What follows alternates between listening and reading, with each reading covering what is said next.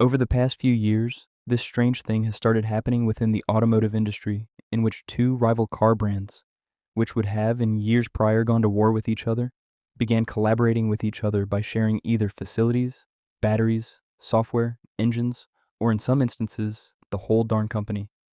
Sounds pretty off, right? This is a little bit mind-boggling unless you recall that building cars right now is insanely pricey. So even though your preferred car brand still has its badge, a detailed backstory, and even a campaign in its adverts, what it secretly utilizes beneath is often something built with the help of a neighbor. Both Stellantis and PSA joined forces since having scale were more valuable compared to being a separate entity. The companies of Renault, Nissan, as well as Mitsubishi spent decades demonstrating that a partnership can both essential and also difficult. On the various other hand, Volkswagen established a whole realm using the business version of sharing platforms. Geely figured that they could utilize shared components below for many of its car brands, including Polestar, Volvo, as well as Lynk & Co., while keeping them independent.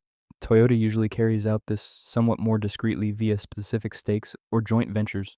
The issue thus isn't what is taking place, it's why it's taking place. And why aren't they doing it? The cost for creating vehicles today is so hefty that if some level of cooperation isn't achieved, numerous automakers could just go under. Whether that take the shape of an official alliance or a collaborative effort between a couple of businesses that create their automobiles closely without official agreement, or any kind of variety of in-between options. It makes sense. Most of us understand regarding the Stellantis partnership in between FCA and PSA from 2019, which was accomplished in 2021. In the simplest of terms, these two firms found they could save billions yearly by sharing everything from platforms as well as components to personnel and R&D. Also at that point, the alliance revealed its desire to sustain the development of electric, autonomous, linked and clean cars that make it expensive for a business to make. At the very least, this brand new partnership made their lives easier. One could even say Renault/Nissan/Mitsubishi's organization is significantly more telling. While these two entered right into a union in 1999, followed by the added corporation in Mitsubishi, they formed the world's largest automakers group. These two companies have demonstrated for decades what a difficult relationship looks like. This has actually only obtained extra complex with the Carlos Ghosn issue, yet both didn't split. Why wouldn't they? When two businesses make use of the same factories, platforms, as well as collaborate in design, why wouldn't they preserve this organization? As they eventually revised the ownership agreements in between the two businesses back in 2023, as well as relaxed points again in 2025, to allow Nissan even more leeway while preserving the cooperation intact. VW truly understood that efficient merging is what enables growth. As the top automaker in the globe, VW does more than just possess VW. Its profile of manufacturers includes Audi, Porsche, Skoda, Seat, Bentley, Lamborghini, and also more. Their edge doesn't stop with numerous badges, however. In reality, their key, shared R and D, help share expenses over thousands of cars annually. Their MQB and MEB platforms can be applied across virtually any kind of design, body kind, and price range.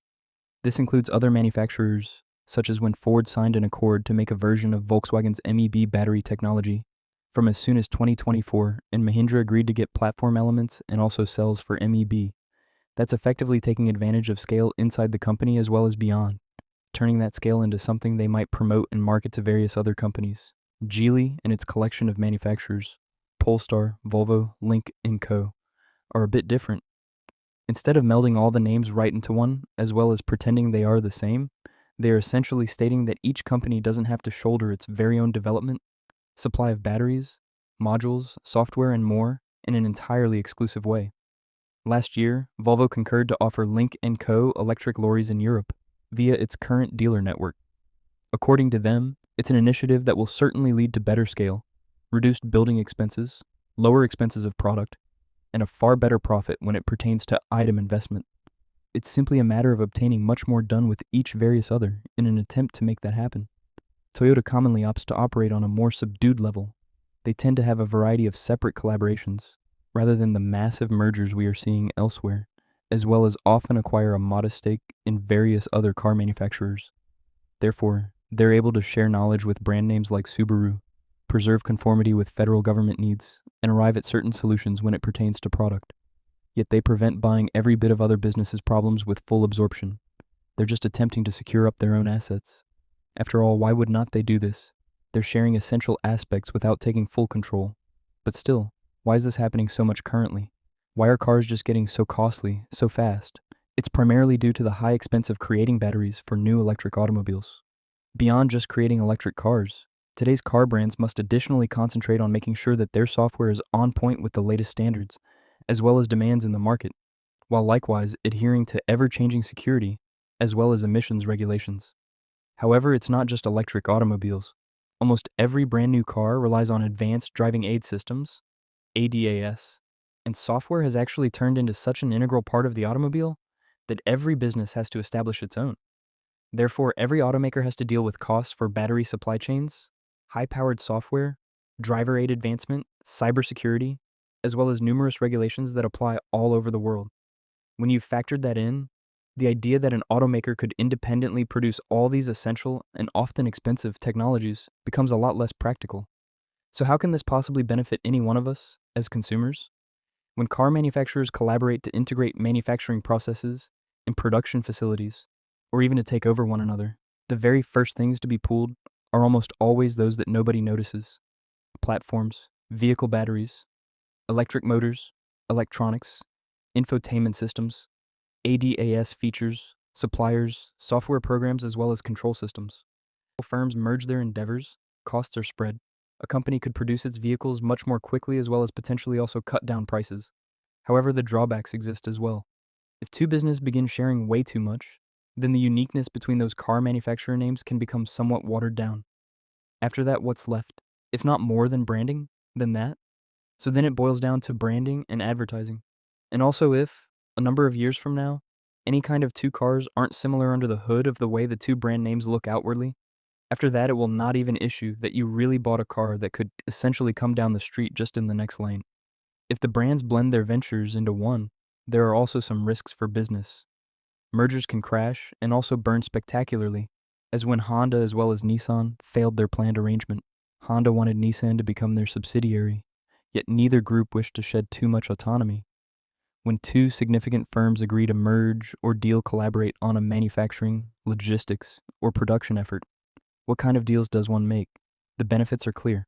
First, it helps them take advantage of scale in a massive sector where this is clearly paramount.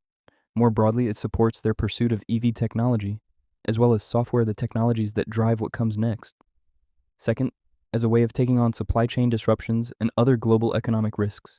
When every company is fighting the same thing, whether it's battery sourcing, semiconductor chips, or just the overall cost of doing business, it makes strategic sense to tackle those shared problems together. Third, more generally, scale benefits all aspects of the value chain. It benefits those doing the heavy research and development for the future of driving, and it benefits the final manufacturing stages of vehicle production. But not all companies are prepared for the ownership structure required to enable that to happen. Tesla proves the rule in some ways. It largely bypassed the legacy merger game because it was launched with a clean slate as an electric, software-driven vehicle company. That made it more agile in developing vehicle software and over-the-air updates, a cleaner and more easily scalable electric architecture, and a vertical integration business model. However, even Tesla is subject to industry dynamics. Competition on prices continues to be fiercest of any automotive segment, and EV gross margins continue to remain at or below industry averages, and continued R&D spending remains steep. The takeaway, therefore, is not that mergers are not necessary. The takeaway is there's a very limited number of ways to get through this era. It's either for the company to get the jump on the industry with all-electric architecture, software, and scale from day one, or to assemble scale by alliances, shared platform, partnerships, or mergers. The best example of this not being any one single merger is the whole industry has come around to accepting that the car company of the future is unlikely to be one single brand doing all the work in-house, but is likely a collection, a network, a shared platform, a battery supply chain, a software stack, etc. Across multiple badges. Car company mergers continue to occur because the car is no longer merely a simple product, but rather an exponentially complex and expensive technological platform, and mergers are a way to achieve scale.